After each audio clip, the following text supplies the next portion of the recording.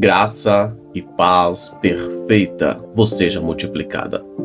Jesus sempre utilizava de coisas físicas, coisas naturais para explicar o espiritual.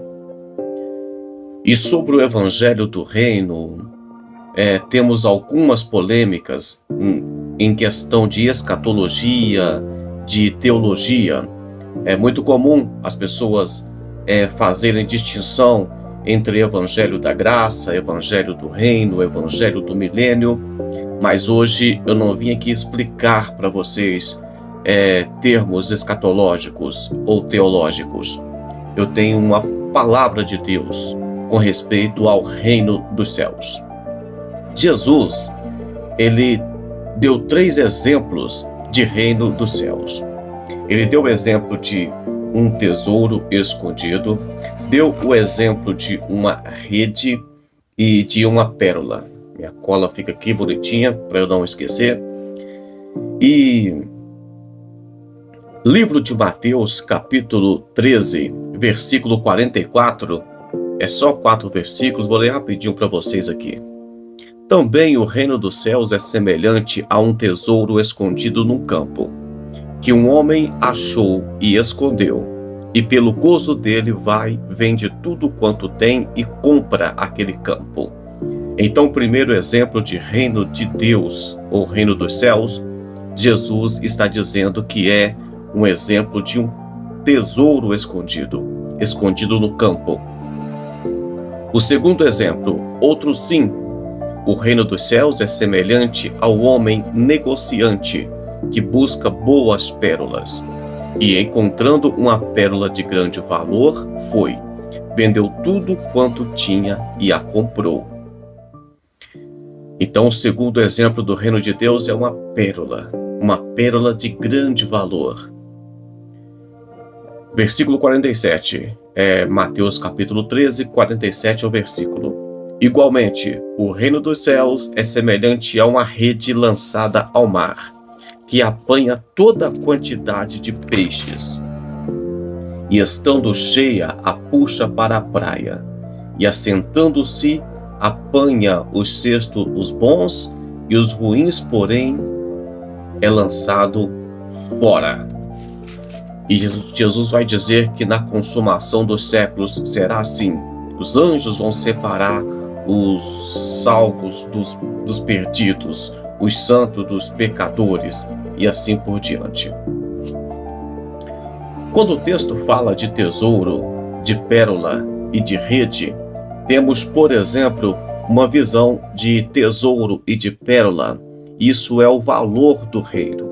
Então, tesouro fala de valor, pérola fala de valor, mas a rede fala de purificação, como também o joio e o trigo. Isso fala de purificação. Quando você pega o trigo e guarda no celeiro e queima o joio, então está purificando o reino. Com respeito ao tesouro de grande valor, alguém vai lembrar que ele parece com a igreja de Sardes, que tinha nome de que estava viva, mas estava morta. Então, como o tesouro estava enterrado, é um tipo de igreja morta. Com respeito à rede que é lançada ao mar e depois joga fora os peixes que não servem para alimentação, é a igreja de Laodiceia, aquela igreja que Jesus falou: porque você não é quente e nem fria, vomitar-te-ei da minha boca. Então, o fato de jogar os peixes para o mar, de volta para o mar, é como se Deus estivesse vomitando uma igreja que morta, uma igreja que não tem fervor espiritual. O homem encontra o tesouro enterrado. Naquele tempo era muito comum, as pessoas não tinham banco para guardar o tesouro, então eles escondiam, e por algum motivo, se morresse ou se perdesse, e qualquer coisa que acontecesse, era comum perder o tesouro. Então o homem encontra o tesouro, ele vai e vende tudo quanto tem. Então vemos que a pessoa troca. Você troca o mundo de pecado, troca as coisas erradas pelo reino de Deus, porque agora você encontrou um valor maior, um valor melhor do que os valores que você tinha enquanto estava no mundo.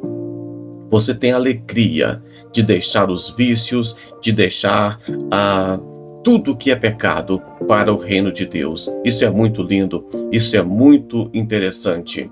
Primeiro vemos a descoberta do tesouro, depois ele fica alegre de encontrar esse tesouro e depois ele tem prazer de vender tudo quanto possui. Isso é uma progressão do reino de Deus. A pessoa primeiro ouve falar de Jesus, depois ela fica alegre de ter encontrado Jesus e ela troca tudo que tinha no mundo por Deus. Ela vomita as coisas do mundo e agora passa a fazer parte de Deus. Segundo, a pérola que lembra a igreja de Filadélfia. As pérolas eram tidas como um autoestima, de grande soma, de valor. A diferença do tesouro para uma pérola é que o tesouro você pode aumentar, você pode diminuir, você pode criar um tesouro.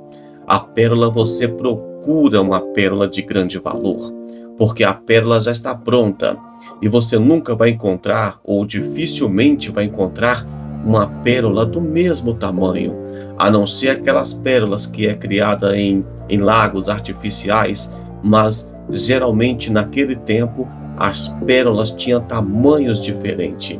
Então a busca por uma pérola perfeita é uma busca eterna. A pessoa nunca estava satisfeita, sempre deveria ter uma pérola melhor, mais perfeita e mais bonita do que aquela. Vemos então que a busca pelo reino de Deus é uma busca eterna. O ser humano está buscando algo que ele não sabe o que é. Ele está buscando, como diz um grande filósofo cristão, que todo homem tem um vazio no peito e um vazio do tamanho de Deus. Entende-se que só Deus pode preencher o vazio que existe no coração do homem. Se você souber quem é esse filósofo, escreva no comentário o nome dele. Então a busca pela pérola perfeita é uma busca eterna. E o que é que você tem buscado? Tem buscado um curso superior? Tem buscado uma boa conta bancária? Tem buscado um bom casamento, um bom marido, uma boa esposa? Qual é a sua busca perfeita? A busca perfeita que deveria ser pelo reino de Deus, para que as outras coisas sejam multiplicadas. Mas aqui, então, aquele homem vendeu tudo que tinha para comprar aquela pérola. Vemos que é muito parecido com a parábola do tesouro que estava enterrado, que estava escondido. Esse homem também vai vender tudo que tinha para comprar essa pérola. Até aqui falamos de valores do reino e agora vamos falar da purificação do reino. Jesus vai dizer, olha, o reino dos céus é semelhante a uma rede lançada no mar. Então ela traz todo tipo de peixes. Os pescadores deveriam apenas lançar a rede, aquelas que têm chumbo na ponta e vêm arrastando os peixes para a praia. E na praia separa os peixes que vai ser guardado e os que não vão. Então vemos aqui que, como também a parábola do joio, no joio o inimigo semeou o joio no meio do trigo. Mas aqui na parábola da rede, os pescadores é que puxam esses peixes para a praia. Praia fica entre a terra e o mar, como será o arrebatamento da igreja nas nuvens, entre a terra e entre o céu. Então, a função dos pescadores, Jesus disse para os discípulos, e eu vos farei pescadores de homens. Se não me engano, Mateus capítulo 4, versículo 19. A nossa função é apenas trazer pessoas para a igreja. Agora, de purificar a igreja não é nossa função. De tirar pessoas da igreja não é problema nosso. Nós não temos que expulsar as pessoas da igreja. Se Jesus quiser, se Deus quiser balançar a figueira, passar a peneira, não é problema nosso. Mas a nossa função é trazer todo tipo de peixe que pudermos, todo tipo de pessoa problemática. Como vemos os servos indo nos becos, buscando pessoas mancos, aleijados para participar da ceia. Então, aqui temos uma função, trazer pessoas para a igreja. Se são pessoas boas ou não, se são pessoas que querem o evangelho ou não, só no dia do arrebatamento, em que os anjos vão separar. O Espírito Santo sabe quem são os seus, e esses serão levados até as nuvens. Os demais serão deixados como os peixes que são lançados de volta para o mar. Eu quero orar por você e com você. Eu quero orar por você e que você ore por mim também. E nós vamos principalmente pedir a Deus para que nós venhamos ter visão do reino. Aqui Jesus contou 3 parábolas. A parábola do tesouro escondido, a parábola da rede e a parábola da pérola. As 3 em sequência. Jesus queria que entendêssemos isso. E vamos orar para que nós não venhamos distrair nesse mundo. Pensar que existe outra coisa mais valorosa do que o tesouro escondido, do que a pérola de grande valor, e que nós venhamos ser guardados no último dia. Se você dá valor ao tesouro que é o Evangelho, se você dá valor a essa pérola de grande valor, você será um cristão escolhido por Deus no dia do arrebatamento. Vamos orar? Senhor Deus, entregamos, Pai, a nossa vida nas Tuas mãos e Te agradecemos por ter participado desse devocional com o Senhor.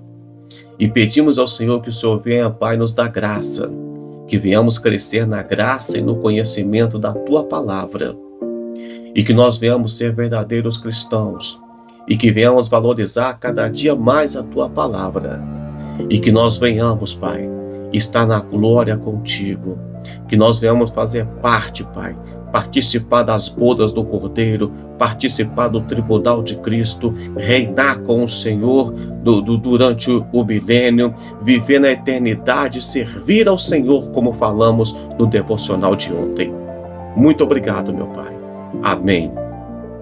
Até amanhã, com mais um devocional, se o Senhor assim o permitir.